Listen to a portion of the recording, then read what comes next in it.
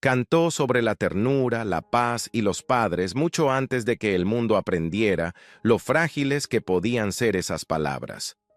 Piero de Benedictis se convirtió en una voz de consuelo para millones, pero detrás de esas canciones atemporales hay una vida marcada por el exilio, el silencio y años lejos del aplauso que alguna vez dominó. Obligado a dejar su país durante una dictadura, llevó su guitarra a través de fronteras mientras su canción más famosa, Mi Viejo, adquiría un significado que ni él mismo había imaginado. Hoy, ya con más de 80 años, Piero vuelve a pisar un escenario en Lima, celebrando 6 décadas de música, pero también enfrentando el peso del tiempo, la memoria y la pérdida. No es solo la historia de un cantante amado cada día del padre, es la verdadera historia de lo que le ocurrió a Piero cuando la fama se desvaneció y de por qué su vida tomó un giro inesperadamente triste. El nombre completo de Piero es Piero Antonio Franco de Benedictis, un detalle que durante años estuvo rodeado de confusión y mitos. Durante mucho tiempo, especialmente en la época dorada de la radio, muchos locutores lo presentaban erróneamente como José Piero, sobre todo en programas que enmarcaban sus canciones como clásicos nostálgicos. El nombre se repitió tantas veces que terminó convirtiéndose en una ficción aceptada, aunque José nunca formó parte de su nombre. Ese malentendido lo acompañó durante décadas, moldeando una identidad falsa que casi nadie cuestionó. Antes de la fama, la historia de Piero comenzó con su padre, Don Lino, un inmigrante italiano que construyó una vida modesta pero próspera en Italia. Don Lino tenía una pequeña tienda donde vendía dispositivos para escuchar música, tocadiscos, fonógrafos y equipos de audio. El negocio sostenía a toda la familia, a su esposa, que tenía una hermosa voz para cantar, pero nunca se dedicó profesionalmente a la música, a su hija pequeña, y al propio Piero cuando era niño. La tienda funcionaba bien, contaba con un empleado de confianza e incluso con un socio. Por un tiempo, todo parecía estable y prometedor. Cuando Piero tenía unos 7 años, solía pasar tiempo en la tienda de su padre, ayudando o simplemente jugando entre las máquinas y los discos. Pero una noche, Don Lino no pudo dormir. Sentía una angustia profunda, la certeza de que algo no estaba bien. Al amanecer, impulsado por esa inquietud, salió de casa sin desayunar y se dirigió apresuradamente al negocio. Al levantar la persiana metálica, la escena fue devastadora. La tienda había sido vaciada por completo. No solo faltaba la mercadería, sino también la caja registradora, el dinero, los estantes. Todo había desaparecido. El lugar estaba completamente despojado. Al principio, Don Lino creyó que se trataba de un robo e intentó comunicarse con su socio, pero las llamadas no obtuvieron respuesta. Cada vez más preocupado, fue hasta la casa del socio y allí comprendió la verdad. Demasiado tarde. No había habido ningún robo. El socio había desaparecido llevándose todo. La traición fue total. De la noche a la mañana, Don Lino se quedó sin negocio, sin ahorros y con la responsabilidad de pagar alquileres, empleados y mantener a una familia que dependía por completo de él. Desesperados y temerosos por el futuro de sus hijos, pidieron ayuda a amigos y conocidos. A cambio, solo recibieron palabras amables, gestos de lástima y silencio. Finalmente, Don Lino se puso en contacto con un viejo amigo que vivía en Argentina, con la esperanza de que pudiera prestarle una pequeña suma de dinero, apenas lo suficiente para alimentar a su familia y enviarla por giro postal. Cuando el amigo escuchó la desesperación en su voz, se conmovió profundamente. Le dijo que no se preocupara. Había logrado ahorrar una suma modesta y le ofreció algo más que un préstamo. Propuso iniciar juntos un pequeño negocio en Argentina, que legalmente quedaría a nombre de Don Lino. Cuando la situación mejorara, podría devolver el dinero sin apuros. Al principio, la oferta parecía imposible. Don Lino no tenía ahorros, Las deudas se acumulaban y ni siquiera había suficiente comida en la mesa. Dejar Italia parecía impensable, pero su amigo insistió, prometiendo cubrir los gastos al llegar y asegurándole que encontrarían la manera de salir adelante.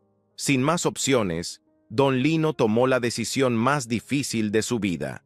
Reunió a su esposa y a sus hijos, vendió lo poco que tenían y consiguió pasajes en un barco rumbo a Argentina. El viaje fue largo y agotador, casi 40 días en alta mar, pero era su única oportunidad. Cuando la familia finalmente llegó, fue recibida con gran calidez. El amigo cumplió su palabra, les ofreció un lugar donde vivir y ayudó a Don Lino a reconstruir poco a poco su sustento. Con el tiempo, la familia recuperó una sensación de estabilidad.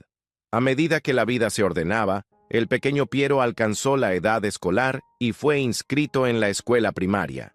En su primer día, volvió a casa entusiasmado, contándole a su padre que existían clases de música opcionales fuera del programa regular. Le preguntó si podía anotarse. Don Lino aceptó, convencido de que la educación, y especialmente todo lo que alimentara los intereses de su hijo, merecía ser apoyado.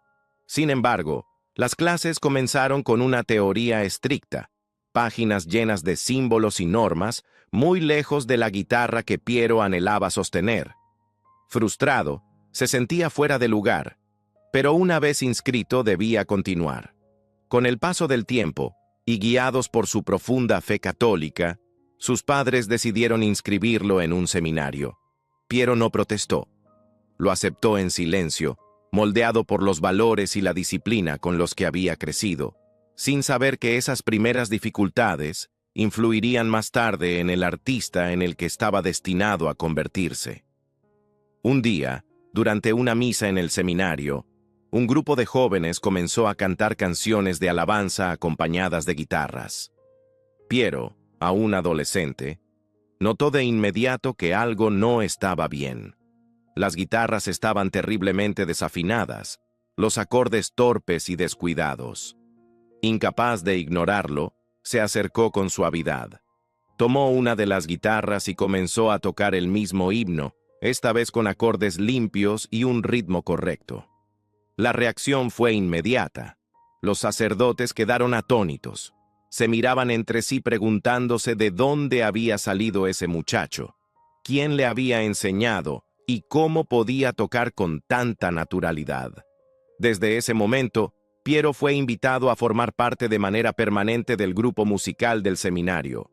Lo que comenzó como una simple interrupción se convirtió en su entrada al coro y a la vida musical del lugar. Con el tiempo, Piero se fue acercando más a los sacerdotes que a sus compañeros de clase. Ellos se convirtieron en su círculo de amigos, mentores mayores que hablaban de servicio, compasión y cercanía con la gente. Sus historias y valores lo marcaron profundamente, sembrando en él la idea de que la música también podía ser una forma de ayudar a los demás. Siempre que había actos benéficos o reuniones comunitarias, los sacerdotes llevaban a Piero para que cantara y tocara la guitarra, aportando calidez y energía a cada encuentro. Poco a poco, su nombre comenzó a circular a nivel local. La voz del joven cantante llegó a oídos de un productor del Canal 9 de la televisión argentina. A través de los sacerdotes, Piero recibió una invitación para participar en un programa de talentos. En lugar de presentarse en persona, envió una grabación. La respuesta fue alentadora.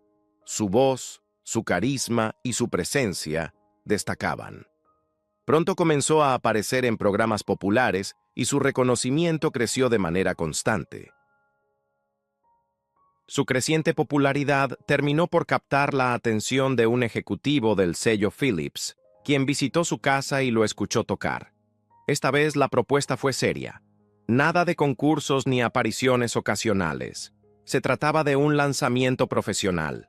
Piero firmó su primer contrato discográfico y para 1967 y 1968 ya estaba de gira por bares y clubes nocturnos de toda Argentina. Compartiendo escenario con artistas consagrados como Leo Dan y Palito Ortega, dejó de ser solo una promesa para convertirse en una realidad.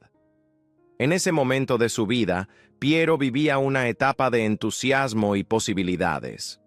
Las invitaciones para cantar eran constantes, pero una noche en particular quedó grabada en su memoria. Había sido contratado para presentarse en un bar con capacidad para casi 1000 personas.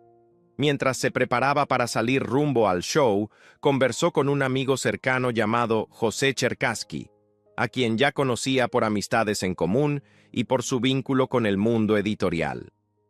Con total naturalidad, Piero le preguntó cómo sería la dinámica de la noche, quién abriría el espectáculo, quién cerraría y cómo se organizaría el evento. José lo miró y le dijo algo que lo dejó helado. No habría artista invitado ni telonero. No se había contratado a nadie más. Todos los que estaban allí habían comprado su entrada para verlo a él. La revelación lo llenó de terror. Hasta ese momento, siempre había compartido el escenario con otros músicos. La idea de que la gente estuviera pagando solo para verlo a él le provocó pánico. Detrás del escenario, estuvo a punto de quedarse paralizado, sin saber si sería capaz de salir. Tuvieron que empujarlo, casi de manera literal, para que subiera al escenario. Lo que ocurrió después lo cambió todo. El aplauso, la atención y la conexión con el público fueron abrumadores. En ese momento, Piero comprendió algo con absoluta claridad por primera vez. Alguna vez había imaginado convertirse en médico, llevar una vida estable y respetable. Pero después de quedarse solo en ese escenario y escuchar al público responder únicamente a él, supo que no había marcha atrás. La música dejó de ser un sueño o un desvío, se convirtió en su profesión. Poco tiempo después, volvió a hablar con José Cherkassky y le contó que había decidido dedicarse por completo a la música. José, que había crecido rodeado de libros y de los diarios sin vender que su padre llevaba a casa desde la calle, había desarrollado un profundo amor por las palabras. A los 20 años ya había publicado un libro titulado Cosas de Buenos Aires, lleno de bocetos, frases y observaciones de la vida cotidiana. En 1968, José se acercó a Piero con una idea simple pero poderosa. Había escrito una canción para su padre. No era músico ni sabía componer melodías, pero creía firmemente en la fuerza de las palabras. Piero escuchó, tomó su guitarra y de inmediato percibió la potencia de la canción. Mientras empezaba a darle forma musical a la letra, nació una sociedad creativa. Su primer gran éxito llegó rápido y con fuerza. Fue Llegando llegaste, llegaste llegando, una canción que conectó de inmediato con el público. La letra era de José Cherkassky y la música fue construida entre ambos. A partir de ahí, sus carreras comenzaron a ascender de manera sostenida, pero todo cambió cuando se lanzó Mi Viejo. Esa canción no solo los volvió exitosos, los catapultó a otro nivel, consolidando a Piero como un intérprete querido y dándole a la dupla una identidad definitiva. Sin embargo, detrás del éxito existía un malentendido silencioso. José era un escritor talentoso, pero no sabía nada de la industria musical, de los derechos de autor, ni de cómo se manejaban los créditos en ese momento. Contratos, regalías y autorías no eran temas que dominara. Como consecuencia, gran parte del público llegó a creer que Piero había escrito y compuesto todo por sí solo. José nunca lo discutió. Más tarde reconoció que había sido su propio error por no informarse y aseguró que no guardaba ningún resentimiento. Si el reconocimiento quedaba en manos de Piero, él prefería que así fuera. La canción cobró vida propia. Fue grabada y reinterpretada innumerables veces por artistas de toda América Latina y Europa. El grupo mexicano Elefante hizo su versión. Rocío Banquels la grabó. Artistas italianos la adaptaron, e incluso Vicente Fernández le dio su interpretación poderosa. La canción viajó por todas partes, México, Perú, Chile, cruzando fronteras con naturalidad. Con el tiempo, dejó de ser solo un éxito para convertirse en un himno, inseparable de los festejos del Día del Padre y de recuerdos familiares profundamente emotivos. Décadas después, sigue vendiéndose, generando regalías y emocionando a nuevas generaciones. Pero Piero no se detuvo allí. Continuó componiendo y grabando, muchas veces junto a José en las letras. A comienzos de los años 70, Argentina entró en un período de intensa agitación política y social, marcado por el surgimiento de movimientos de derechos humanos y una creciente oposición al gobierno. Piero escribió canciones que, para él, eran íntimas y reflexivas, como Que se vayan y Las cosas que pasan. Sin embargo, el público escuchó otra cosa. Esas canciones fueron adoptadas como himnos de protesta, símbolos de resistencia. La reacción del gobierno fue dura. Los discos de Piero fueron retirados de las tiendas, quemados públicamente y vigilados. A las radios y a los programas de televisión se les prohibió difundir su música. La presión aumentó hasta que incluso su compañía discográfica rompió el contrato, diciéndole sin rodeos que, pese al dinero invertido, ya no querían que grabara con ellos. Lo que había comenzado como música nacida de la empatía y la observación, convirtió a Piero en una voz incómoda, lo suficientemente poderosa como para ser silenciada. A medida que la presión política se intensificaba, comenzaron a circular rumores de que el gobierno planeaba dar un escarmiento con Piero. Se hablaba de un intento de secuestro, no tanto para encarcelarlo como para intimidarlo, una advertencia violenta destinada a callarlo. Las autoridades sabían exactamente quién estaba detrás de las canciones que habían despertado la emoción popular y querían someterlo mediante el miedo. Para entonces, Piero ya estaba casado y tenía un hijo pequeño.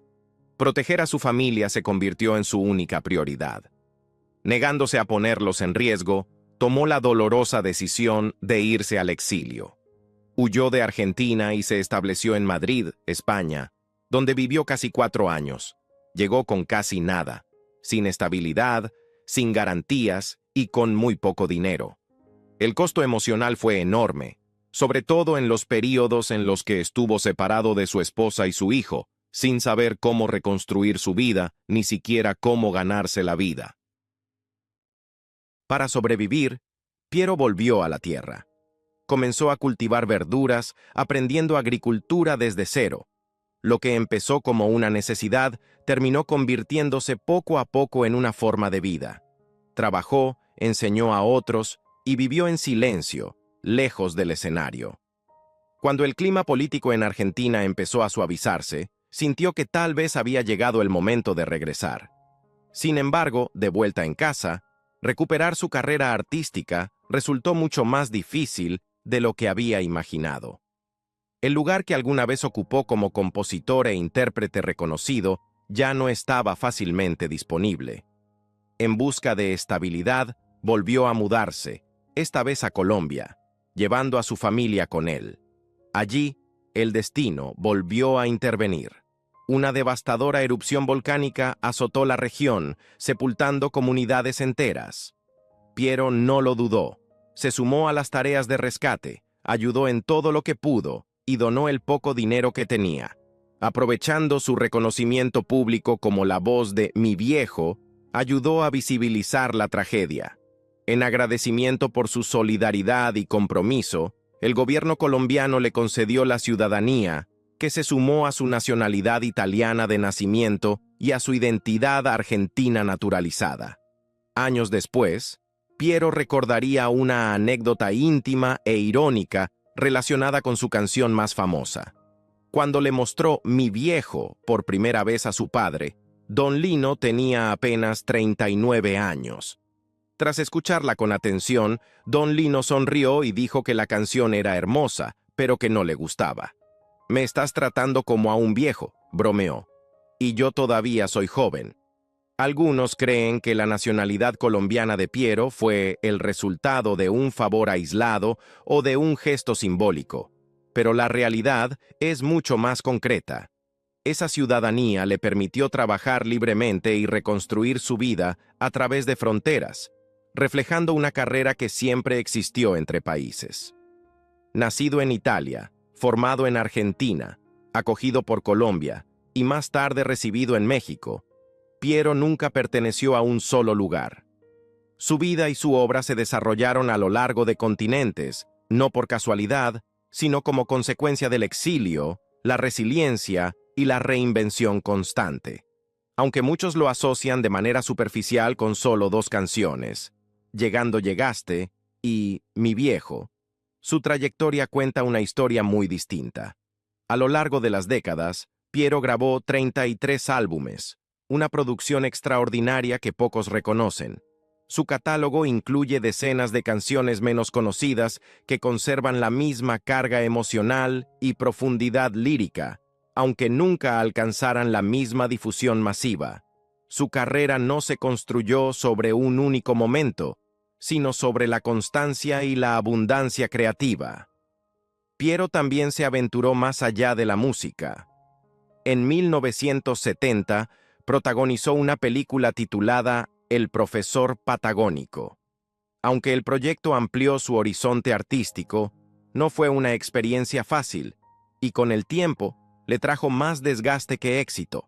Aún así, reflejó su disposición a explorar nuevos caminos, incluso cuando los resultados eran inciertos. Años más tarde, en 2018, Piero regresó a Italia y dio un paso inesperado hacia la política. Se postuló como candidato a diputado, impulsado por el deseo de representar y apoyar a la comunidad latina que vivía allí. No obtuvo la banca, pero el intento reveló otra faceta suya, todavía guiada por el compromiso social más que por el beneficio personal. Para 2019, se preparaba para una nueva gira por Argentina y Colombia, con planes de colaborar con otros artistas. Pero su salud intervino. Ya entrado en los 70, Piero comenzó a sufrir hipertensión, y justo cuando los ensayos estaban por comenzar, padeció una fuerte crisis de presión arterial. Su manager tomó la difícil decisión de cancelar la gira, insistiendo en que su bienestar debía ser la prioridad. A Piero se le pidió que descansara, se recuperara y regresara solo cuando su cuerpo, y no solo su espíritu, estuviera listo. Más recientemente, el 7 de junio de 2024, Piero regresó al centro de la escena con un concierto en Lima. Un evento que se sintió menos como una simple actuación y más como un ajuste de cuentas con la historia. Para entender por qué, hay que retroceder casi 5 décadas, hasta una noche que estuvo a punto de borrarlo por completo. Eran las 4 de la madrugada del 29 de julio de 1976, en Buenos Aires. Piero fue despertado por el intercomunicador. Medio dormido, pensó que se trataba de un fan o de una emergencia menor. Cuando respondió, vio a su hermana, aterrada y desesperada. No dudó. Tenés que hacer las valijas y salir ahora. Tu nombre está en una lista. Vienen por vos esta noche. La advertencia provenía de alguien con contactos en la policía. A Piero le costó procesarlo, pero empacó rápido. Ropa, cuadernos llenos de canciones inconclusas, su guitarra. Cruzó la calle y se refugió en el departamento de unos amigos. Minutos después, el chirrido de unos frenos cortó la noche. Un Ford Falcon verde, infame durante la dictadura argentina, se detuvo frente a su edificio. Hombres irrumpieron, destrozaron su departamento, destruyeron sus libros, sus cuadros y sus recuerdos, furiosos por no haberlo encontrado. Piero se salvó por azar. Su delito, cantar canciones como Para el pueblo lo que es del pueblo y que se vayan ellos. Con apenas 31 años, fue empujado a un exilio inmediato e indefinido. La dictadura de Jorge Rafael Videla había decidido que no había lugar para voces que pensaran distinto, ni siquiera para la de un intérprete de una canción tan tierna como Mi viejo. El episodio está narrado en detalle en Piero, Mi querido Piero, la biografía autorizada escrita por Maureen Maya. Décadas después, el costo de esa vida volvió a alcanzarlo. En 2023, A los 78 años, Piero sufrió una grave crisis de salud durante una gira, una neumonía bilateral que lo llevó a terapia intensiva en Ecuador. Todo se detuvo. La recuperación fue lenta. Hubo un traspié, diría después con una sonrisa serena, pero todo está volviendo a su lugar. Esa recuperación lo llevó nuevamente a Sudamérica a rehacer viejas huellas. Como parte de su gira por los 60 años de trayectoria, decidió regresar a Perú, con presentaciones en Huancayo y Lima. Consultado sobre cómo mantiene viva la pasión después de 6 décadas, Piero respondió con sencillez, convenciéndose de que todavía no dio lo mejor de sí y por el vínculo que siente con el público. Perú, dijo, se siente como casa. Pocos comprenden cuán literal es eso. Piero es, en todos los sentidos, un ciudadano del mundo. Nacido en Italia, forjado en Argentina, adoptado por Colombia, abrazado en toda América Latina y Europa. Ha apoyado a las víctimas del conflicto interno colombiano. Se ha sumado a iniciativas contra la trata de personas y ha trabajado por el hambre cero en el mundo. El exilio no lo silenció. Amplió su alcance. Mientras muchos artistas eligen el descanso en esta etapa de la vida, Piero continúa. Lo que lo impulsa, dice, es la energía del público. En el escenario, intérprete y audiencia se vuelven uno.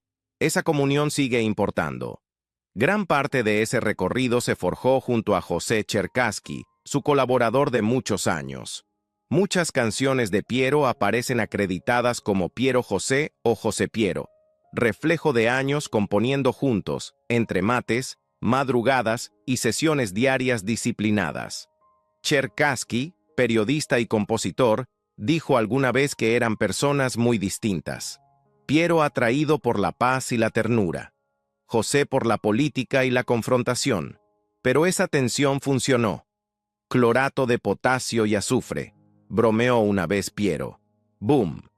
De esa química improbable nacieron canciones como Mi Viejo, Coplas de mi País, Pedro Nadie y Para el Pueblo, lo que es del pueblo. En los años 70, Piero estuvo junto a voces como Mercedes Sosa, León Gieco, Víctor Heredia y Facundo Cabral, artistas que creían que la canción social no era una opción, sino una necesidad. Consultado sobre por qué la música actual rara vez ocupa ese lugar, Piero no duda. Cree que debe volver a nacer, con urgencia y honestidad. Y en cuanto a él, lo tiene claro. Seguirá cantando y componiendo hasta el final. Porque como cantó una vez, y aún cree, lo que es del pueblo, es del pueblo. Y hasta aquí llega este video. Gracias por acompañarnos. Si te gustó y querés escuchar más, no olvides suscribirte al canal y activar la campanita para que te avise cuando salga el próximo video. Nos vemos la próxima.